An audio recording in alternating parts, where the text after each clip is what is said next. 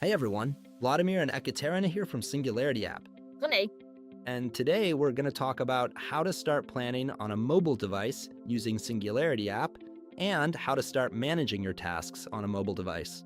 We've already covered how to do this on a desktop system. It's right here on the channel, so be sure to check it out. There we learned how to work with the inbox, create projects and subprojects, and quickly get ideas out of your head. Now let's talk about the mobile app.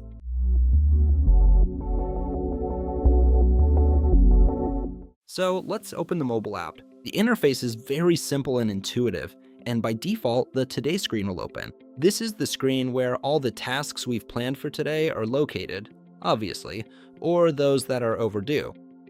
Tap the menu button. It's located at the bottom left of the screen, and a panel opens with all the key sections of the app. That's Inbox, Today, Plans, Calendar, Projects, just like on the desktop. To add a project from your phone, you just tap the plus button and add a new project. Project hierarchy is also supported here. You can move projects around to nest them within each other if you have a complex hierarchical system, manage project icons, manage colors. Well, basically, you have full carte blanche to customize your project storage.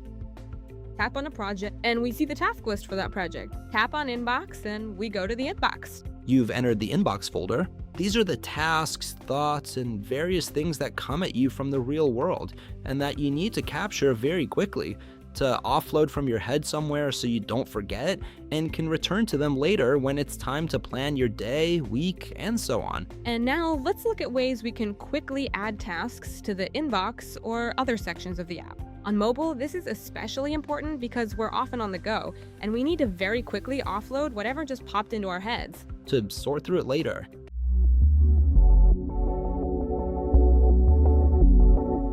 Method number 1 is the plus button, the big plus button. It's on every screen of the app, always right there. Type it, save it, and you're done.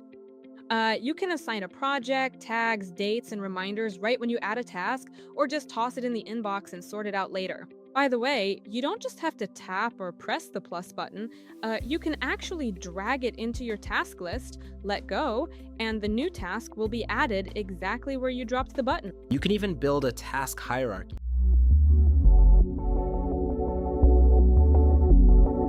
The next method is voice input. You just press and hold the Add Task button, and a screen appears where you can dictate your task by voice. And you can do more than just dictate the task name.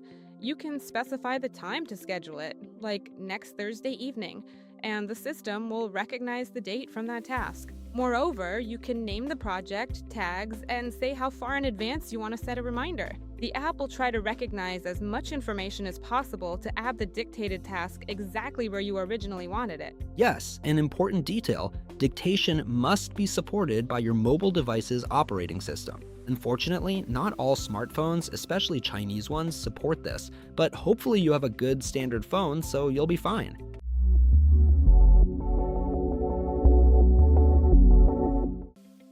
We have many widgets. You can add them to your home screen, to your smartphone screen, on iOS and Android, to get quick access to either task lists or to quickly add tasks without opening the app. We have separate videos for iOS and Android where we explain everything in detail. We also recommend watching them to get the full picture. Let's move on.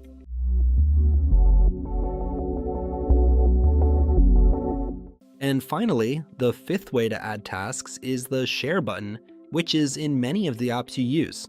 It could be a browser or something like YouTube, Notes, from anywhere.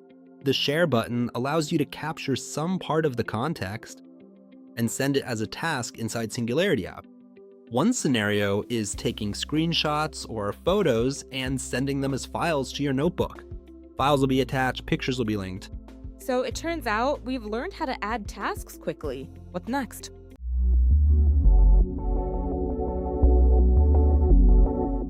Any tasks we've created, as long as they don't have specific dates and deadlines, are really just a wish list. So let's learn how to create tasks with dates and times so they can be fully functional, actionable tasks. Well, for example, you can tap on a task and a separate screen will open with all the task parameters. There, we can set the date, time, or a reminder. That's one way. Next, you can select several tasks, click the button, the calendar icon at the bottom, and set the time and date for several tasks at once for when you'd like them to be completed. And another option, you can swipe a task from left to right, a calendar icon will appear, you can click on it and set the date, time, and reminders specifically for that task without diving in or switching to a separate screen.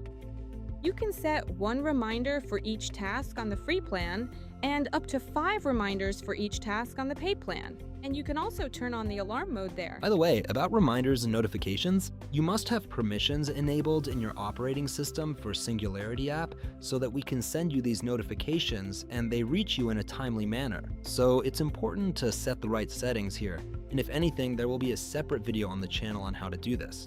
In addition to time-based reminders, you can set a geo-reminder or geotag for each task.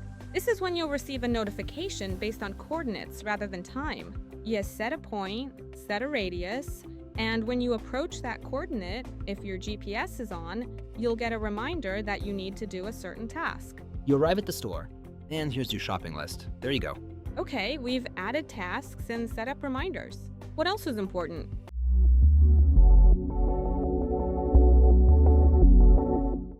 It's important where and how we'll work with our tasks and plans now, and how we'll plan long-term or short-term and view our task lists for the future. We've already been to the Today section, and we can see today's tasks and past tasks here. In case we missed anything, and we can check tasks for future dates in the Plan section. Let's go to this section, switch between dates, and see the tasks scheduled for the future. This section is available for free on all plans. There's also a calendar section. It's a powerful tool where you can stretch tasks over time, move them between dates, and fully view your schedule for the day, week, month, and so on. Yes, it's very handy when you have a heavy workload and a packed daily schedule, so you can visually align task blocks, meetings, or other events. This is a feature of the paid plan. Give it a try. We also recommend that you try it out. What else can we look at? Be sure to check out the settings section.